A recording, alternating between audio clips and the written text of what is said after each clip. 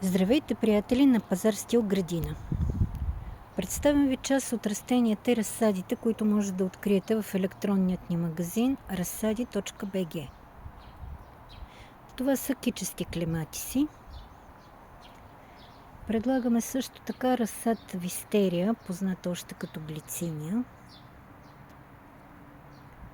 Разсад за зокум, жълт и червен.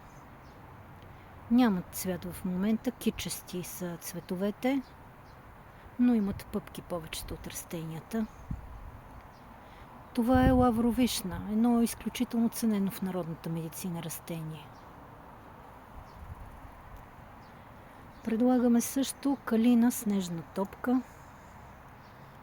Ето как изглежда разсада. Дафинов лист. Дамско сърце. Шоколадова лоза акебия. Дървовиден пелин.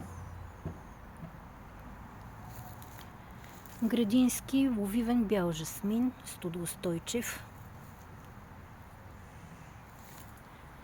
Това е черна шипка.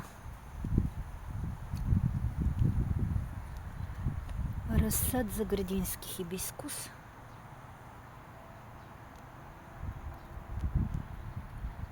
Разсад ангелски тромпет. Арбутус ягодово дърво. Това е кичеста фуксия или обичка. Лантана е цветето, което по време на цъфтеж постоянно променя цветовете си и нюансите. Цъфти в розово, лилаво, червено, жълто. Среща се и чисто бяла лантана. Тази, която предлагаме в момента, изглежда ето така.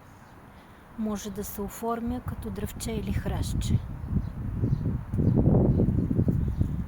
Това е бял здравец градински.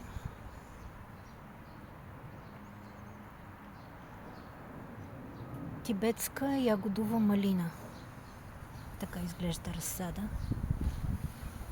Още наши предложения може да намерите в сайта ни разсади.bg. Там за всяко от растенията има изчерпателна информация, как се отглежда, каква почва предпочита, как се размножава. Но ми се искаше да видите и растенията, как изглеждат, преди да ги поръчате. В сайта ни pazarstil.com може да намерите наши предложения за семена, луковици, а за всякакви въпроси може да ни потърсите и на телефон 089 49 51 700.